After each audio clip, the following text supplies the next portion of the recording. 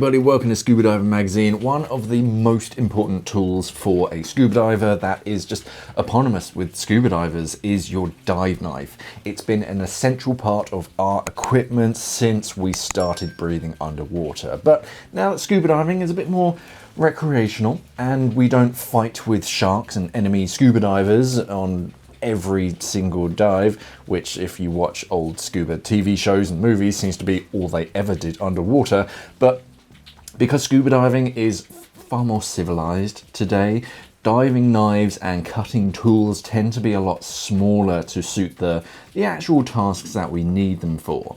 Most dive knives today have blunt tips, specifically so that you don't poke something by accident, because chances are you're going to end up poking yourself and either damaging your own equipment or your own skin, which of course you don't want to do. So now you have just a bunch of choices and styles today. There's lots of different styles of dive knives. It's not just one particular style that works, and each have their pros and cons to deal with. So I filtered through a whole bunch of different websites and picked my top 10 dive knives and cutting tools for the modern scuba diver in 2022.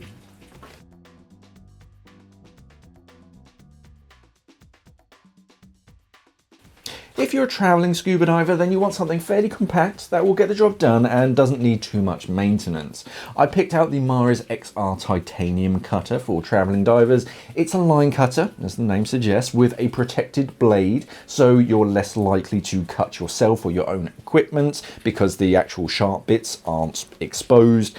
For thin fishing lines and thinner ropes, it's perfect, but if you need to, there's actually a serrated blade under one side that can be lifted that you can expose so that you can saw through thicker obstacles if you ever need to.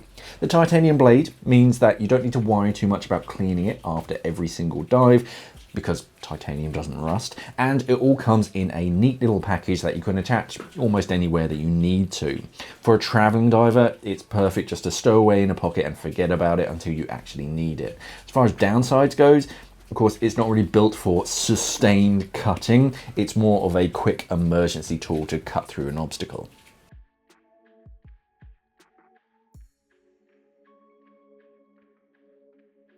If you dive in colder waters, then the last thing that you want is a compact knife with a fiddly mechanism to get at your dive knife. So I picked the Aqualung Argonaut.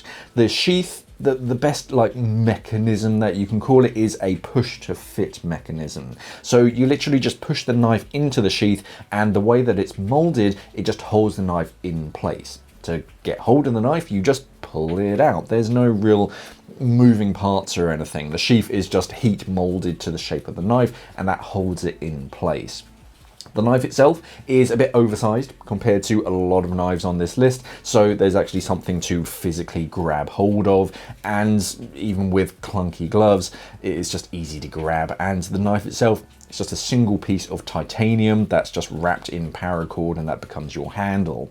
A long cutting edge down one side and a serrated cutting edge on the other side.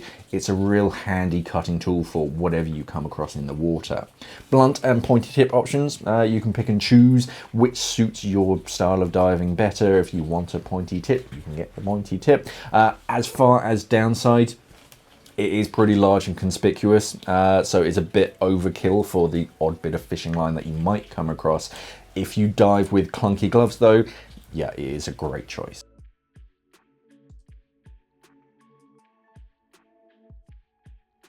Another handy knife if you're wearing gloves or you just want to make sure that you've got a good hold of the knife before you pull it out is the entire Aqualung squeeze knife range, because the release mechanism ensures that you have a good grip of the knife before you pull it out.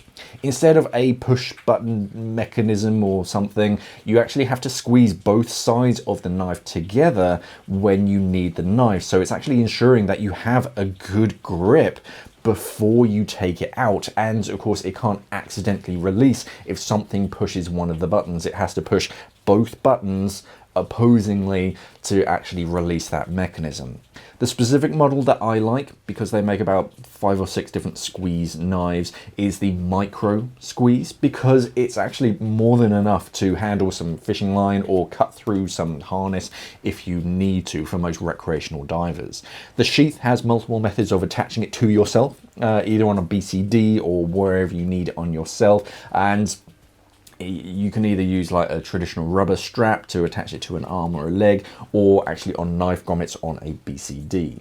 The micro is small, as the name suggests, so it's not great for, again, sustained cutting. It's more aimed at the smaller obstacles that most recreational divers are going to come across.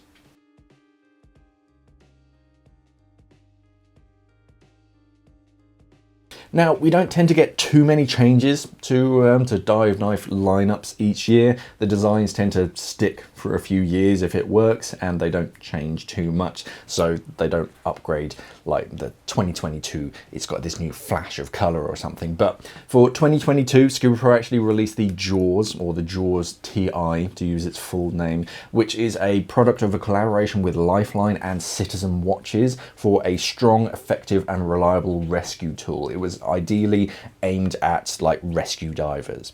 It's made from ballistic titanium. The Jaws has 3 cutting sections: a front hook for quick cuts, a longer serrated cutting edge below that for sawing through thicker obstacles, and on the back a spine blade, which is actually just a small line cutter, again just for small fishing line. Tough as nails, the Jaws is less focused about style and more focused on the function, obviously, and it either comes in standard black or a glow-in-the-dark yellow, so you can find it. It is pretty expensive, but of course it's made to last.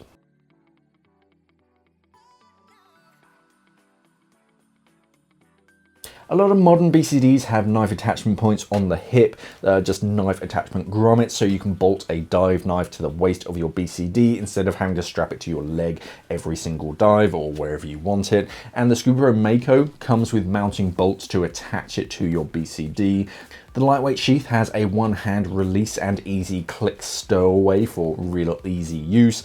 The knife itself is available in both stainless steel and titanium, and it's just a single piece of metal again, but it's got some rubberized sections over the handle to give you something to grab hold of. It has a tanto tip, which is pointed, but it's not dangerously pointy, so you're not going to damage things, and it has just everything that you need to cut through basic lines and thicker lines as well. Oh, and it also has a bottle opener on the bottom, because scuba divers are just so desperate for a drink after a dive, I guess.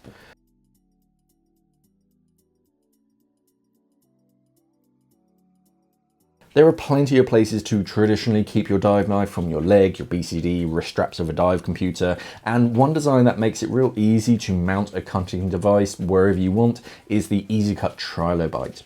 They're very compact in themselves, and there are several pouch options to mount it, either in a drop-down pouch on a 2-inch webbing strap or close to the strap of your dive computer on your wrist. And the Trilobite itself, most divers think you can only cut through like thin fishing lines because of that covered blade, but if you're using it correctly, you can cut through thicker ropes as well, and basically anything that you can fit through this little gap. And because you can replace the blades, it stays razor sharp and ready to cut through whatever you need to and whatever you can fit through that gap. Another slicer instead of a saw. The Trilobite is better for quick cuts of relatively small obstacles, but if you're trying to get through some harness or some fishing line, yeah, it's a great choice.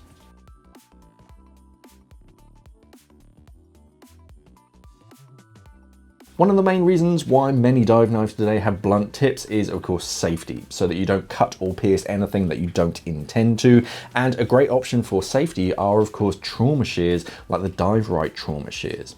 These are very cheap to buy and, of course, replace if they ever rust or break, and they give you great control of whatever you're trying to cut through.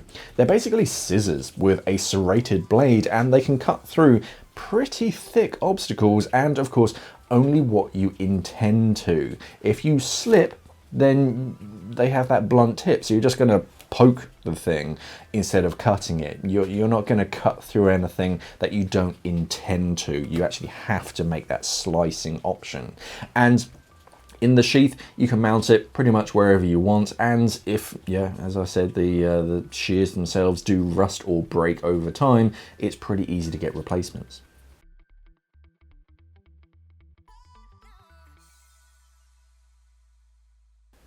If you're planning on collecting and removing ghost gear, then you need something a bit more substantial than a recreational dive knife, and you may need something a bit more industrial, like the Victory Knives Green River.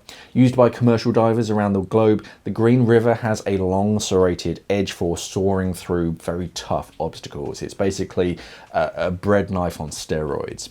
So this isn't something that you'll really take with you just on every dive, on just a casual dive. It's quite cumbersome and seriously overkill for a tool that you might need to cut through something unexpected. This is a tool that you only bring down with you when you know that on this dive you will need to cut through something substantial. It's not a dive knife that you'll bring with you on every single dive. It's when you're specifically going after ghost gear.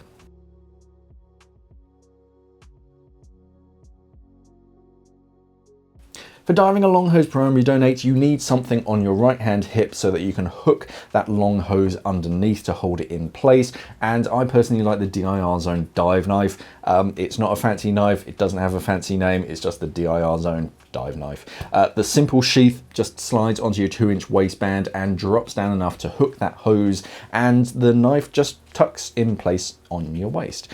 Knife itself, very simple, but effective, with quite an aggressive serration on it. You get a basic handle and a short serrated blade with a blunt tip so that you can hack through thicker obstacles, but it's not big and cumbersome and clumsy. And again, if you ever need to replace it, you can of course just use a cheap serrated kitchen knife that's cut down to size. As long as it fits in the sheath, you're good to go.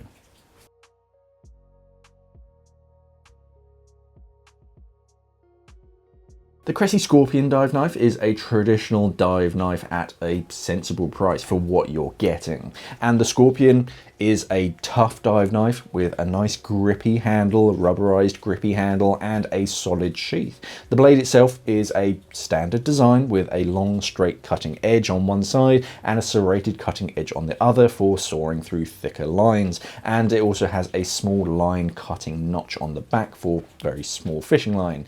While the Scorpion is a larger size dive knife, it's not ridiculously large, it's a sensible size, and the 304 stainless steel has a decent resistance to rust. I mean, I'd still protect the blade before the dive, and of course wash it and dry it thoroughly after the dive, but as long as you look after it, you're not paying a lot of money, but it's going to last a long, long time.